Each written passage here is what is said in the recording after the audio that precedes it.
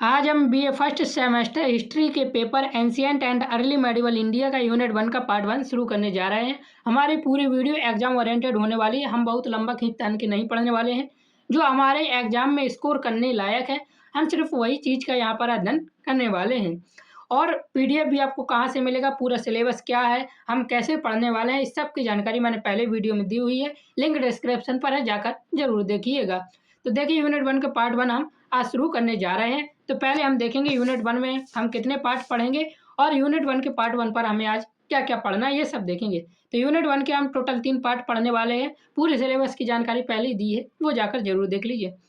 Part 1 पर हम प्राचीन भारत का परिचय एवं इसके महत्व के बारे में पढ़ेंगे। इसके साथ ही हम प्राचीन भारतीय संस्कृति एवं परंपरा का भी अध्ययन करेंगे और भारत के नामकरण के चरण हैं उनको भी पढ़ेंगे। इतिहास के अध्ययन की आवश्यकता क्यों हुई और प्रमुख विद्वानों का इतिहास में क्या योगदान है, ये हम पार्ट 1 पर पढ़ने वाले हैं।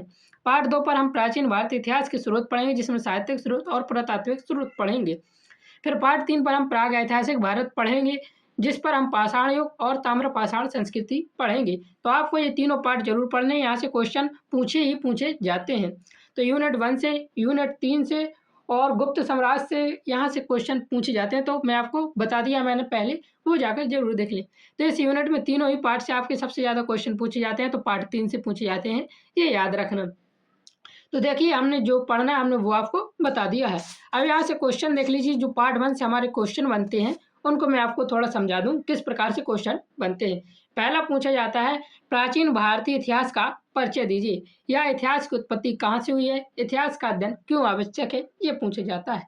भारतीय संस्कृति एवं परंपरा की विवेचना कीजिए, ये पूछे जाते हैं। भारत के कौन सा नाम कब पढ़ा, क्यों पढ़ा, कैसे पढ़ा, ये भी पूछ लिया जाता है। इतिहास के अध्ययन की आवश्यकता क्यों पड़ी, इसकी विवेचना कीजिए, ये पूछा जाता है। और भारतीय इतिहास में प्रमुख विद्वानों का क्या योगदान है, ये पार्ट 1 पर पूछा जाता है। किस प्रकार से क्वेश्चन पूछे जाते हैं मैंने ये आपको बता दिया है। अब चलिए शुरू करते हैं प्राचीन इतिहास का परिचय। प्राचीन इतिहास का परिचय देखते हैं। मनुष्य स्वभाव से ही जिज्ञासु प्राणी है। जो शॉर्ट क्वेश्चन बनेंगे मैं उसको आपको बताता जाऊंगा कहाँ कहाँ से शॉर्ट क्वेश्चन काटे जाते हैं। वह सदैव यह जानने का प्रयास करता है कि उसका अतीत कैसा था, उसके पूर्वज किस प्रकार का जीवन व्यतीत करते थे, समाज का निर्माण कैसे हुआ, राज्य की स्थापना कब और किन परिस्थितियों में हुई तथा आज की विकसित सभ्यता तक पहुंचने की प्रक्रिया क्या रही। इन सभी प्रश्नों का उत्तर हमें इतिहास के अध्ययन से प्राप्त होता है। अब देखिए, यहाँ से शॉर्ट क्वेश्चन में पूछा जाता है इतिहास क्या है। तो याद रखना, इतिहास केवल बीती हुई घटनाओं का संग्रह नहीं है, बल्कि वह मानव जीवन की विकास यात्रा का क्रमबद्ध प्रमाणिक एवं वैज्ञानिक अध्ययन है। इतिहास की अलग अलग तरीके से अलग अलग लोगों ने परिभाषा दी है, लेकिन हम इतिहास की परिभाषा में शॉर्ट क्वेश्चन में लिख सकते हैं, मानव जीवन की विकास यात्रा का क्रमबद्ध प्रमाणिक एवं वैज्ञानिक अध्ययन को इतिहास कहते हैं। आगे देखिए, दिया हुआ है इतिहास शब्द कहाँ से आया, क्वेश्चन में पूछा जाता है। तो इतिहास शब्द भारतीय परंपरा में अत्यंत प्राचीन है। यह संस्कृत से इसे इतिहास प्लस आज से निर्मित किया गया है, जिसका अर्थ है निश्चय ही ऐसा हुआ था। अर्थात इतिहास उन्हीं घटनाओं का अध्ययन करता है जो वास्तव में घटित हुई थी तथा जिनके समर्थन में पर्याप्त प्रमाण उपलब्ध हों। इतिहास कल्पना या लोक कथाओं पर आधारित नहीं होता, बल्कि प्रमाण, तर्क या और अनुसंधान पर आधारित होता है। इसलिए इतिहास को अतीत और वर्तमान के बीच एक सशक्त सेतु भी कहा जाता है। यदि शॉर्ट क्वेश्चन में पूछा जाए तो ऊपर जो मैंने परिभाषा बताई थी वो लिख देना, और लॉन्ग क्वेश्चन में पूछा जाए तो आपको यहाँ तक पूरा नीचे तक लिखना है। फिर अंग्रेजी भाषा का हिस्ट्री शब्द यूनानी भाषा का हिस्टोरिया से बना है, जिसका अर्थ है जांच पड़ताल या ज्ञान प्राप्त करना। इस प्रकार भारतीय तथा पाश्चात्य दोनों परंपराओं में इतिहास का मूल उद्देश्य अतीत की घटनाओं का सत्य एवं प्रमाणिक ज्ञान प्राप्त करना ही माना गया है। सिर्फ अतीत की घटनाओं का अध्ययन करना ही इतिहास नहीं होता। इतिहास जो अतीत की वे घटनाएं जिनसे भारतीय समाज में, भारतीय संस्कृति में और भारतीय राजनीति में परिवर्तन आया, उनको पढ़ना इतिहास कहलाता है। आगे देखिए, दिया हुआ है इतिहास के अनेक विद्वानों ने अपनी अपनी दृष्टि से परिभाषा दी है। यूनानी इतिहासकार हेरोडोटस को इतिहास का जनक कहा जाता है। तो याद रखना, इतिहास का जनक किसे कहा जाता है, हेरोडोटस को कहा जाता है, क्योंकि इन्होंने मानव समाज तथा विभिन्न घटनाओं की अध्ययन क्या किया था, व्यवस्थित वर्णन प्रस्तुत किया था विभिन्न देशों की घटनाओं का। इसी कारण हेरोडोटस को इतिहास लेखन की परंपरा का प्रारंभकर्ता भी माना जाता है। तो याद रखना, हेरोडोटस को इतिहास लेखन की परंपरा का प्रारंभकर्ता क्यों माना जाता है, क्योंकि इसने समाज और विभिन्न देशों की घटनाओं का व्यवस्थित वर्णन किया था, इसलिए इसे इतिहास लेखन की परंपरा का प्रारंभकर्ता और इतिहास का जनक माना जाता है। आधुनिक इतिहासकारों के अनुसार इतिहास केवल घटनाओं का वर्णन नहीं बल्कि उनके कारणों, परिस्थिति और परिणामों का भी अध्ययन करता है। इस प्रकार इतिहास हमें यह समझने में सहायता करता है कि किसी घटना के घटित होने के पीछे कौन से सामाजिक, आर्थिक, धार्मिक तथा राजनीतिक कारण कार्य कर रहे थे और उनका मानव जीवन पर क्या प्रभाव पड़ा। अब देखिए दिया हुआ है, इतिहास को समानतः 3 प्रमुख कालों में विभाजित किया हुआ है। हम भारतीय इतिहास पढ़ रहे हैं, इसलिए भारतीय इतिहास के तरीके से ही पढ़ेंगे। तो इतिहास को सामान्यतः 3 भागों में विभाजित किया है: प्राचीन काल, मध्यकाल और आधुनिक काल। हमारे जो बीए फर्स्ट सेमेस्टर में हमें सिर्फ प्राचीन काल का अध्ययन करना है। तो प्राचीन काल को भी 3 भागों में विभाजित किया गया है, जो कि पहला पाषाण युग, दूसरा ताम्र पाषाण संस्कृति और तीसरा वैदिक युग है, जो हम पढ़ेंगे। आगे देखिए दिया हुआ है, इन तीनों कालों में प्राचीन इतिहास का विशेष स्थान है, क्योंकि इसी काल में मानव सभ्यता की आधारशिला रखी गई थी। इसी युग में कृषि का विकास हुआ, स्थायी बस्तियां बसीं तथा नगरों का निर्माण हुआ। इसी काल में धर्मों का उदय हुआ, राज्यों की स्थापना हुई तथा सामाजिक एवं सांस्कृतिक संस्थाओं का विकास प्रारंभ हुआ। यदि प्राचीन इतिहास का अध्ययन न किया जाए तो मध्यकाल और आधुनिक काल की अनेक घटनाओं का सही रूप से समझना संभव नहीं है। तो देखिए हमें क्या क्या पढ़ना है। सिंधु घाटी सभ्यता प्राचीन इतिहास में देखना है, वैदिक सभ्यता, महाजनपद, मौर्य साम्राज्य, गुप्त साम्राज्य और इसके बाद महान राजवंशों ने भारतीय संस्कृति और सभ्यता को विकसित किया है और इन्हीं राजवंशों और इन्हीं सभ्यताओं को हमें देखना है। आगे देखिए दिया हुआ है, प्राचीन इतिहास का अध्ययन मुख्यतः विभिन्न स्रोतों के आधार पर किया जाता है। इन स्रोतों में साहित्यिक ग्रंथ, अभिलेख, ताम्रपत्र, सिक्के, पुरातात्विक अवशेष, स्मारक मूर्तियां तथा उत्खनन से प्राप्त सामग्री प्रमुख है। तो इतिहास का अध्ययन किन स्रोतों के आधार पर किया जाता है, तो याद रखना साहित्यिक ग्रंथ, अभिलेख, ताम्रपत्र, सिक्के, पुरातात्विक अवशेष, स्मारक मूर्तियां और उत्खनन से प्राप्त सामग्री। इसका अध्ययन हम यूनिट पार्ट 2 पर करेंगे। इन प्रमाणों के आधार पर इतिहासकार अतीत की घटनाओं का पुनर्निर्माण करते हैं और मानव सभ्यता के विकास की एक प्रमाणिक तस्वीर प्रस्तुत करते हैं। यही कारण है कि इतिहास को प्रमाणों पर आधारित सामाजिक विज्ञान भी कहा जाता है। याद रखना, इतिहास को प्रमाणों पर आधारित सामाजिक विज्ञान क्यों कहा जाता है, क्योंकि यह तथ्य यानी स्रोतों के आधार पर इतिहासकार अतीत की घटनाओं का पुनर्निर्माण करते हैं और मानव सभ्यता के विकास की एक प्रमाणिक तस्वीर प्रस्तुत करते हैं। इसी कारण इसे इतिहास के प्रमाणों पर आधारित सामाजिक विज्ञान कहा जाता है। आगे देखिए दिया हुआ है, इस प्रकार स्पष्ट है कि प्राचीन इतिहास मानव सभ्यता की आरंभिक विकास यात्रा का प्रमाणिक एवं क्रमबद्ध अध्ययन है। यह हमें हमारी सांस्कृतिक विरासत, सामाजिक विकास, राजनीतिक संस्थाओं तथा आर्थिक जीवन की उत्पत्ति और विकास का ज्ञान कराता है। प्राचीन इतिहास के अध्ययन के बिना न तो भारत की महान सभ्यताओं को सही रूप से समझा जा सकता है और न ही वर्तमान समाज की ऐतिहासिक पृष्ठभूमि का समुचित ज्ञान प्राप्त किया जा सकता है। तो ये हमारे इतिहास का परिचय लॉन्ग क्वेश्चन के लिए तैयार हो गया। शॉर्ट पर भी मैंने आपको बताया था किस प्रकार से लिखेंगे। आगे देखिए, भारतीय संस्कृति एवं परंपरा। यहाँ से लॉन्ग क्वेश्चन में आपसे सीधे पूछ लिया जाता है, भारतीय संस्कृति एवं परंपरा का वर्णन कीजिए। ये सीधे लॉन्ग क्वेश्चन में आएगा। शॉर्ट क्वेश्चन यहाँ से कैसे बनते हैं वो भी मैं आपको दिखाऊंगा। तो देखते हैं भारतीय संस्कृति एवं परंपरा। प्राचीन इतिहास के परिचय को समझने के पश्चात यह जानना आवश्यक हो जाता है कि जिस भारत के अतीत का हम अध्ययन कर रहे हैं उसकी सबसे बड़ी विशेषता उसकी संस्कृति एवं परंपरा है। किसी भी राष्ट्र की पहचान केवल उसकी सीमाओं, राजाओं तथा युद्धों से नहीं होती बल्कि उसकी संस्कृति, जीवन मूल्यों, आचार विचार, विश्वासों तथा परंपराओं से होती है। यही कारण है कि भारत को प्राचीन काल से एक महान सांस्कृतिक राष्ट्र के रूप में जाना जाता है। आगे देखिए दिया हुआ, संस्कृति शब्द आया कहाँ से, तो संस्कृति शब्द संस्कृत की सम प्लस कृत धातु से बना है, जिसका अर्थ है परिष्कृत करना, सुधारना अथवा उत्तम बनाना। तो याद रखना, संस्कृति शब्द का अर्थ क्या है, तो इसका अर्थ है परिष्कृत करना, सुधारना अथवा उत्तम बनाना, जो कि सम प्लस कृत धातु या सम प्लस कृत शब्द से बना, या धातु से अर्थ शब्द से होता है। तो सबसे पहले हमें संस्कृति समझना आवश्यक है, उसके बाद संस्कृति बचाने की लोग बात किया कीजिए। संस्कृति को क्या समझ लेते हैं हम, जो हमारे मन में डाल दिया जाता है। तो संस्कृति का अर्थ है परिष्कृत करना, सुधारना अथवा उत्तम बनाना अपने देश को। इस प्रकार संस्कृति से अभिप्राय उन श्रेष्ठ गुणों, विचारों, व्यवहारों, ज्ञान, कला, साहित्य, धर्म, नैतिक मूल्यों तथा जीवन पद्धति से है जिन्हें मनुष्य समाज में रहकर सीखता है और अगली पीढ़ी को हस्तांतरित करता है। संस्कृति मनुष्य के बाहरी जीवन से अधिक उसके आंतरिक व्यक्तित्व का परिचय देती है।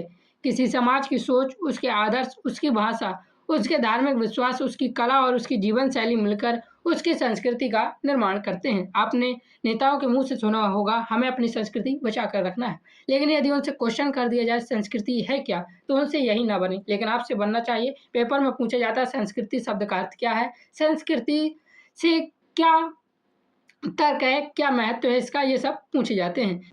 आगे देखिए दिया हुआ है, इसके विपरीत संस्कृति जब शब्द आए तो सभ्यता को भी थोड़ा देख लेते हैं। सभ्यता क्या है?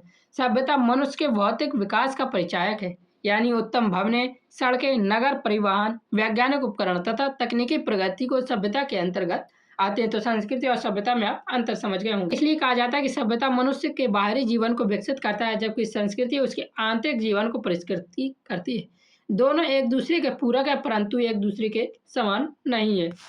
आगे देखिए दिया हुआ है, भारत की संस्कृति विश्व की सबसे प्राचीन एवं निरंतर विकसित होने वाली संस्कृतियों में से एक है। तो भारत की जो संस्कृति है वह दुनिया की सबसे प्राचीन और निरंतर होने वाली संस्कृतियों में से एक है, और यह अभी तक क्यों बनी हुई है इसका महत्व भी समझेंगे। अनेक सभ्यताएं समय के साथ समाप्त हो गई, परंतु भारतीय संस्कृति ने विभिन्न परिस्थितियों का सामना करते हुए अपने मूल स्वरूप को बनाए रखा। इसका प्रमुख कारण इसकी सहिष्णुता, उदारता तथा परिवर्तन को स्वीकार करने की क्षमता रही है। तो भारत की संस्कृति आज भी बनी हुई है, तो इसका मुख्य कारण है सबसे पहला सहिष्णुता। हम लोग आपस में भेदभाव न रखकर समानता का भाव रखते हैं और सभी के साथ चलते हैं। उदारता होती है और परिवर्तन को स्वीकार करने की क्षमता भी होती है। इसी कारण भारतीय संस्कृति आज विश्व की सबसे प्राचीन संस्कृतियों में गिनी जाती है।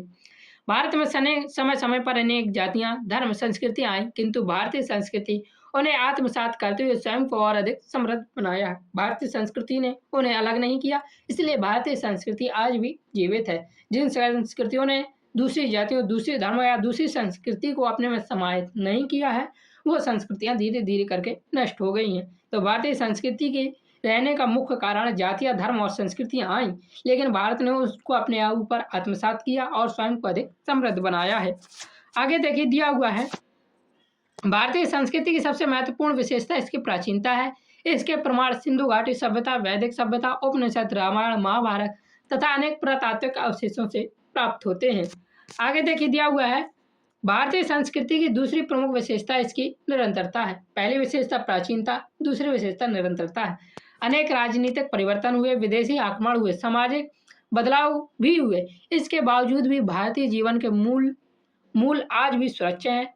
परिवार के प्रति सम्मान, गुरु का आदर, धार्मिक आस्था और त्योहारों का उत्सव, अतिथि का स्वागत तथा नैतिक जीवन की भावना आज भी भारतीय समाज में विद्यमान है। यही निरंतरता भारतीय संस्कृति को सबसे विशिष्ट, सबसे अलग बनाती है और सबसे प्राचीन भी बनाती है।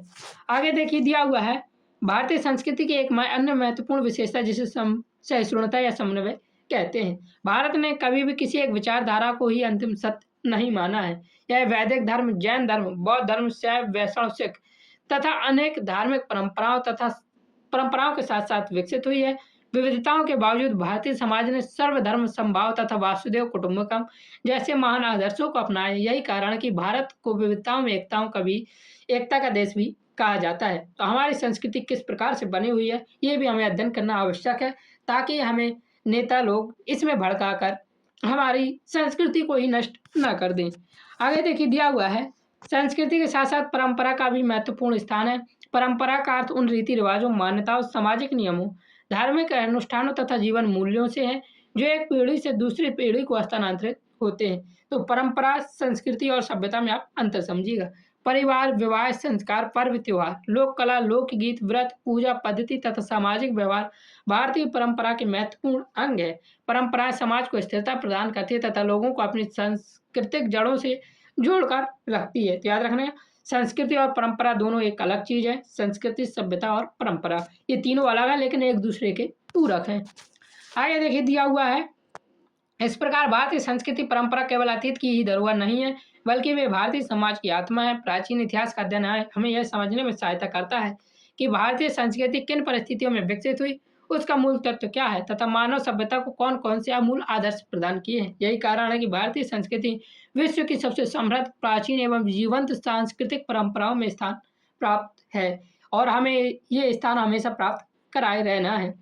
तो आपने देखा होगा, अभी एनसीईआरटी से बात की जाती है कि हमने मुगलों के राजाओं का अध्ययन को हटाकर हिंदू राजाओं के अध्ययन को रखा, लेकिन ये बिल्कुल भी गलत बिल्कुल गलत है। पता क्यों?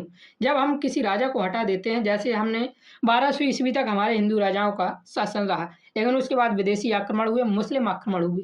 तो उन मुस्लिम आक्रमणों के साथ-साथ हमारा संस्कृति किस प्रकार से प्रभावित हुई, उसने सामाजिक, आर्थिक और राजनीतिक जीवन को किस प्रकार से बदला, ये समझकर ही हम आगे का भविष्य का मतलब कि जो हमारी योजनाएँ होती हैं, उनको तय करते हैं। जब हम इन चीज़ों का अध्ययन ही नहीं करेंगे, तो हम अपने अतीत को नहीं जानेंगे, अपनी संस्कृति को नहीं जानेंगे और हमारी संस्कृति कितनी मजबूत रही है और हमारे राजाओं कितने महान रहे हैं, ये भी चीज़ें नहीं जानेंगे। और जब ये चीज़ें नहीं जानेंगे, तो लोग हमें कुछ का कुछ पढ़ा देंगे। किंतु हम आपको एक-एक चीज़ बहुत अच्छे से यहाँ पर पढ़ाने वाले हैं, हर चीज़ समझा-समझा कर। अब देखिए भारत के नामकरण के चरण, ये भी बहुत महत्वपूर्ण है। हमने संस्कृति पढ़ ली भारत का और भारत के इतिहास का परिचय भी पढ़ा। लेकिन भारत के काफ़ी नाम हैं, जिसमें इंडिया, हिंदुस्तान, भारत और हमें हिंदू क्यों कहा जाता है, इसका भी अध्ययन करेंगे। तो भारतीय संस्कृति और सभ्यता का इतिहास जितना प्राचीन है, उतना ही प्राचीन इस देश का नामकरण भी है। विभिन्न काल में भारत को अनेक नामों से संबोधित किया गया है। ये नाम केवल भौगोलिक पहचान के प्रतीक नहीं थे, बल्कि उस समय की सांस्कृतिक, धार्मिक तथा राजनीतिक परिस्थितियों को भी व्यक्त करते थे। तो भारत को जो सबसे प्राचीन नाम माना जाता है, वह जम्बूद्वीप माना जाता है। याद रखना भारत का सबसे प्राचीन नाम क्या है? तो जम्बूद्वीप है। पुराणों तथा जैन बौद्ध साहित्य में संपूर्ण भारत भूभाग को जम्बूद्वीप कहा जाता है। क्यों कहा जाता है? तो याद रखना ऐसा माना जाता है कि यहाँ जम्बू यानी जामुन के वृक्ष अधिक संख्या में पाए जाते थे, इसलिए इस भूभाग को जम्बूद्वीप कहा गया है। उस समय यह केवल एक भौगोलिक नाम नहीं था, बल्कि धार्मिक, सांस्कृतिक दृष्टि से भी महत्वपूर्ण माना जाता था। तो याद रखना भारत को जम्बूद्वीप क्यों कहा जाता है? क्योंकि जम्बू और जामुन की वृक्ष यहाँ पे अधिक संख्या में पाए जाते थे, इसलिए इस भूभाग को क्या कहा गया है? जम्बूद्वीप कहा गया है। इसका हमें साक्ष्य कहाँ से मिलता है? तो पुराणों तथा जैन बौद्ध साहित्य में इसके हमें प्रमाण मिलते हैं कि भारत को जम्बूद्वीप क्यों कहा जाता है। आगे देखिए दिया हुआ है, इसके बाद भारत का नाम आर्यवर्त नाम से उल्लेख हुआ। वैदिक तथा उत्तर वैदिक साहित्य में उत्तर भारत के उस विस्तृत क्षेत्र को आर्यवर्त कहा जाता है, जहाँ आर्य संस्कृति का विकास हुआ।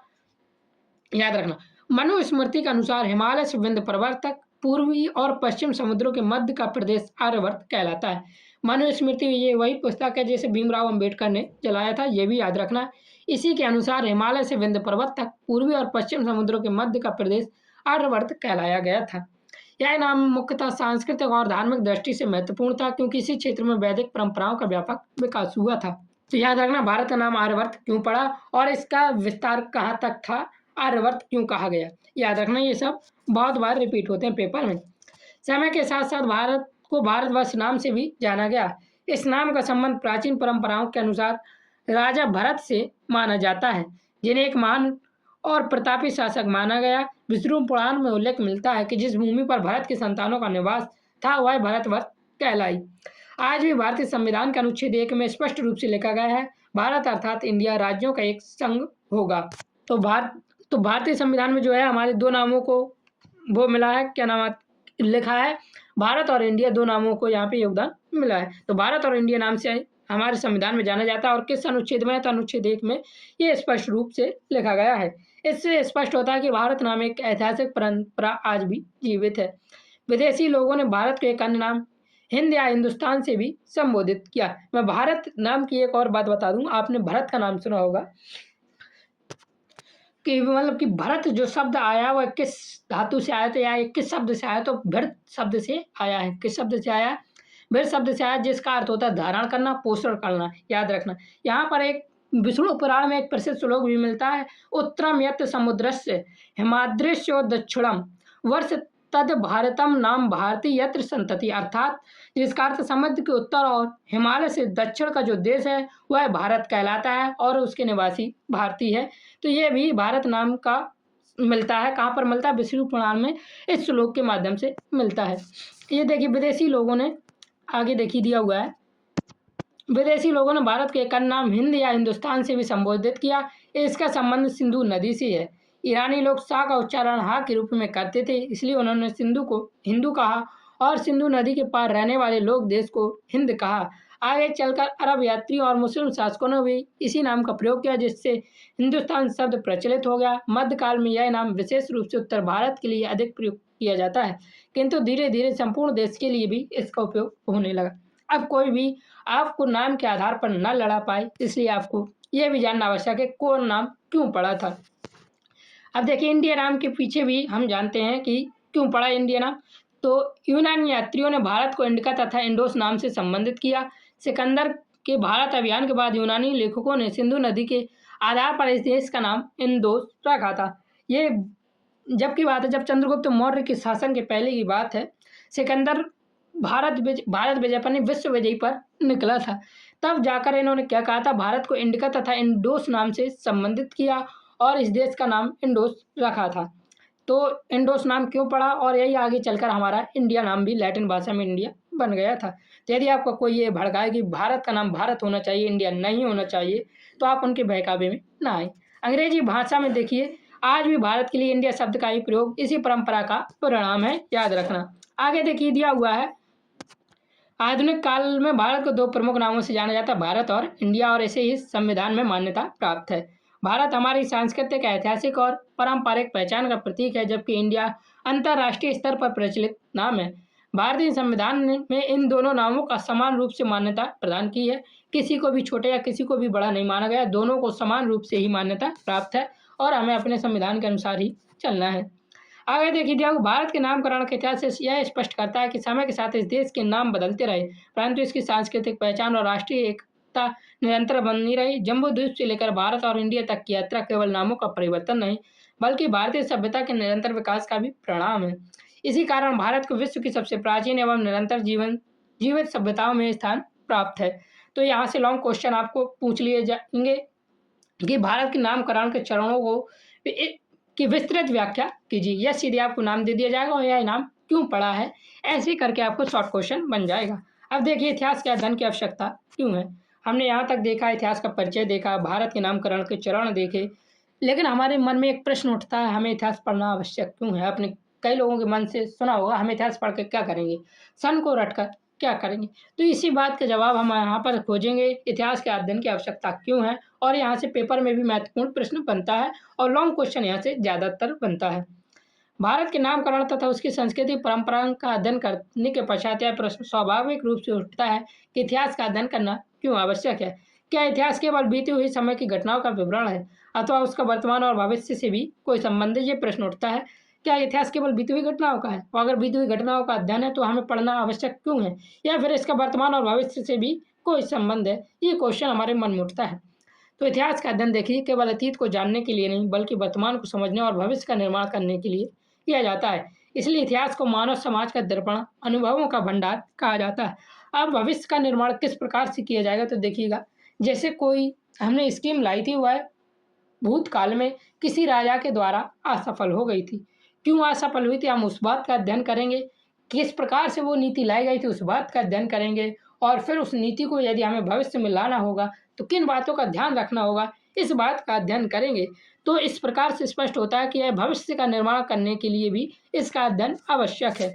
ये तर्क की बात है, आपके पास यदि तर्क नहीं है तो आप नहीं समझ पाएंगे। आज देखिए दिया हुआ है, इतिहास मनुष्य को उसकी जड़ों से परिचित कराता है। जिस समाज को अपने अतीत का ज्ञान नहीं होता, वह अपनी संस्कृति, परंपराओं और मूल्यों की रक्षा नहीं कर सकता। यह इतिहास का मानना है, मेरा मानना नहीं है, क्योंकि संस्कृति की परिभाषा हमें लोग अलग बताते हैं, लेकिन भारतीय संस्कृति की परिभाषा है कि हमारे अंदर का जीवन कैसा है, हमारे अंदर की सोच कैसा है, ये सब संस्कृति का अर्थ होता है। परंपरा जो हम मनाते हैं, दीपावली, दिवाली, ईद, बौद्ध धर्म में और जो भी ईसाई धर्म में त्यौहार मनाते हैं, वो सब क्या कहलाते हैं, परंपराएं कहलाती हैं, और मूल्यों की रक्षा नहीं कर सकता है। भारत जैसे प्राचीन देश के इतिहास का महत्व और भी अधिक है, क्योंकि यहाँ हजारों वर्षों से ज्ञान, दर्शन, साहित्य, विज्ञान और संस्कृति का निरंतर विकास हुआ है। तो याद रखना, इतिहास का अध्ययन क्यों आवश्यक है, क्योंकि यह हमारी जड़ों से परिचित कराता है, हमारे अतीत का ज्ञान कराता है, हमें संस्कृति, परंपरा और मूल्यों की रक्षा करना सिखाता है। हमारे ज्ञान, दर्शन, साहित्य, विज्ञान और संस्कृति का इसमें विकास हुआ है, इसलिए इतिहास के अध्ययन की आवश्यकता है। आगे देखिए दिया हुआ है, इतिहास मनुष्य में राष्ट्रीय चेतना, देशभक्ति की भावना का भी विकास करता है। जब हम चंद्रगुप्त मौर्य, सम्राट अशोक, समुद्रगुप्त, हर्षवर्धन तथा अन्य महान शासकों के कार्यों का अध्ययन करते हैं, तब हमारे मन में अपने राष्ट्र के प्रति सम्मान और गौरव की भावना उत्पन्न होती है। लेकिन सिर्फ ऐसा नहीं होता कि हमारे सारे राजा अच्छे होते हैं, कुछ राजा बेकार या विरोधी भी होते हैं।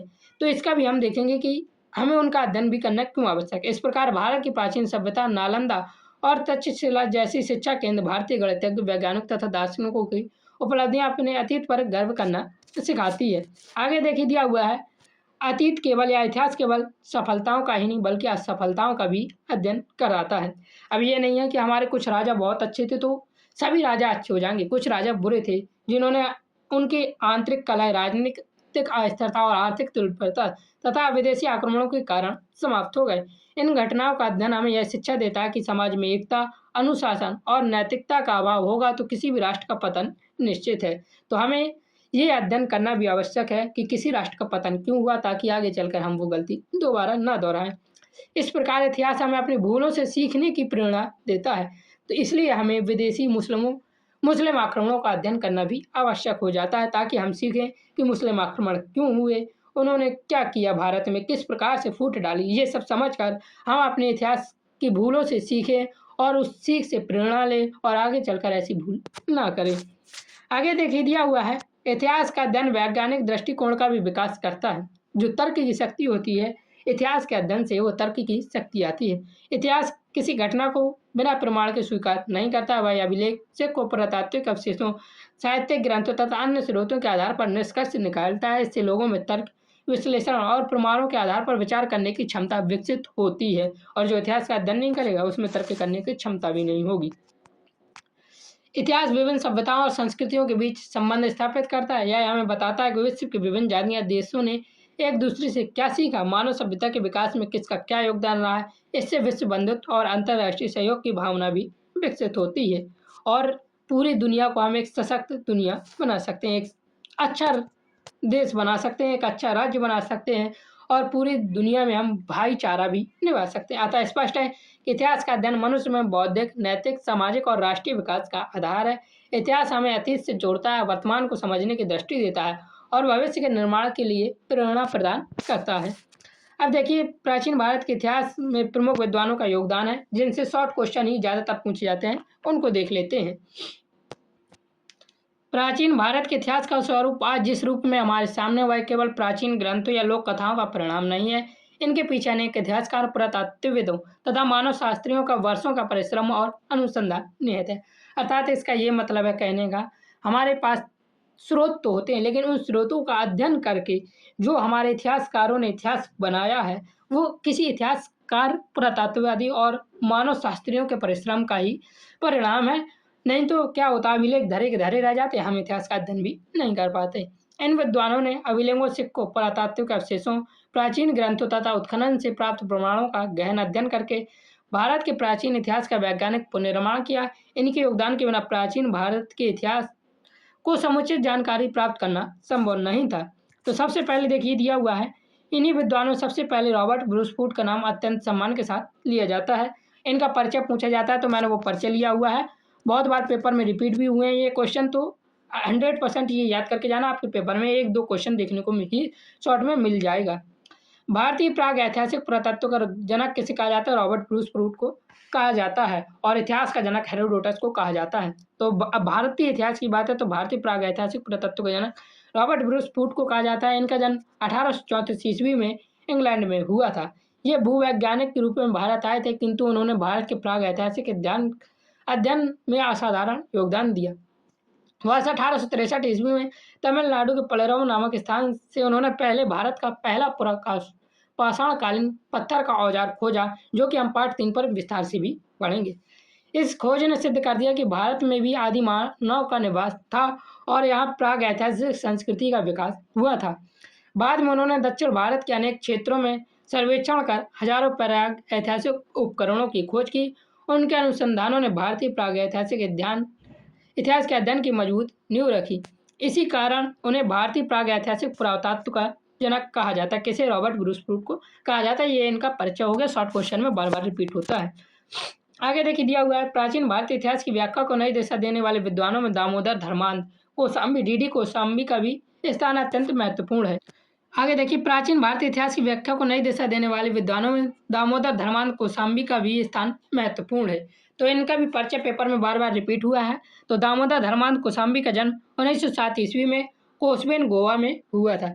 ये एक गणितज्ञ थे और गणितज्ञ होने के साथ साथ इतिहासकार भी थे। इन्होंने भारतीय इतिहास का अध्ययन केवल राजाओं, युद्धों तक सीमित नहीं रखा, बल्कि समाज, अर्थव्यवस्था, कृषि, व्यापार और सामान्य जनता के जीवन को भी इतिहास का महत्वपूर्ण अंग माना है। आगे देखिए दिया हुआ है, कौशाम्बी ने इतिहास लेखन में वैज्ञानिक दृष्टिकोण अपनाया तथा पुरातत्व, अभिलेख, सिक्कों और साहित्यिक स्रोतों का संयुक्त रूप से उपयोग किया। उनकी प्रसिद्ध कृति भारतीय इतिहास के अध्ययन की भूमिका है। इनका पुस्तक का नाम है, जो किसकी है, कौशाम्बी की पुस्तक है। इतिहास लेखन के महत्वपूर्ण में इस पुस्तक को भी महत्वपूर्ण योगदान है। इन्होंने सिद्ध किया है कि इतिहास का वास्तविक अध्ययन सामाजिक और आर्थिक परिवर्तनों को समझने बिना अधूरा है। अगले जो आते हैं इतिहासकार, वह है निर्मल कुमार बोस। एन के बोस के नाम से भी जाना जाता है। इनका जन्म 1901 ईस्वी में हुआ था और यह एक प्रसिद्ध मानव शास्त्री और समाजशास्त्री थे। इन्होंने भारतीय संस्कृति की विविधता, जनजातीय जीवन, सामाजिक संगठन तथा सांस्कृतिक विकास का गहन अध्ययन किया था। निर्मल कुमार का मानना था कि भारतीय संस्कृति की सबसे बड़ी विशेषता उसकी समन्वयवादी प्रवृत्ति है, जिसने विभिन्न जातियों, धर्मों और संस्कृतियों को एक सूत्र में बांधने का कार्य किया है। आगे देखिए जो अगले इतिहासकार हैं वह है काशी प्रसाद जायसवाल। इनका योगदान भी महत्वपूर्ण है। याद रखना इनके परिचय में, इनका जन्म 1881 ईस्वी में हुआ था। यह प्राचीन भारतीय इतिहास और अभिलेखों के प्रमुख विद्वान थे। इन्होंने भारत की राजनीतिक संस्थाओं, गणराज्यों तथा प्रशासनिक व्यवस्था का गहन अध्ययन किया है। इनकी पुस्तक एक हिंदू पॉलिटी है, जो कि वनडे एग्जाम में भी बार बार रिपीट होती है, आपके बीए में काम आएगी, जिसमें भारतीय राजनीतिक विचार और शासन व्यवस्था के अध्ययन की एक महत्वपूर्ण कृति मानी जाती है। जायसवाल ने यह प्रमाणित करने का प्रयास किया कि प्राचीन भारत में केवल राजतंत्र ही नहीं, बल्कि अनेक शक्तिशाली गणराज्य भी विद्यमान थे। उनके शोध ने यह सिद्ध किया कि भारत की लोकतांत्रिक परंपरा अत्यंत प्राचीन है, यह कोई आज की परंपरा नहीं है। आगे देखिए, यहाँ से खत्म हो जाता है हमारे यूनिट 1 का पार्ट 2। अगली वीडियो में हम लेकर आएंगे, नहीं तो वीडियो बहुत लंबा हो जाएगा। इन सभी विद्वानों के अध्ययन से स्पष्ट होता है कि इतिहास केवल घटनाओं का वर्णन नहीं, बल्कि निरंतर अनुसंधान और प्रमाणों के आधार पर विकसित होने वाला विषय है। तो इस प्रकार से आपका ये पूरा सिलेबस खत्म हो गया यूनिट 1 का पार्ट 1 का। अब यूनिट 1 का पार्ट 2 आपको जल्दी ही देखने को मिलने वाला है। चैनल पर नए सब्सक्राइब कर लीजिए। पीडीएफ के लिए आप हमें टेलीग्राम पर मैसेज कर सकते हैं। पीडीएफ पेड मिलेगा, आपको फ्री में नहीं मिलेगा, तो फ्री के लिए मैसेज बिल्कुल भी ना करें। जय हिंद, जय भारत, राधे राधे। जल्द ही मिलेंगे।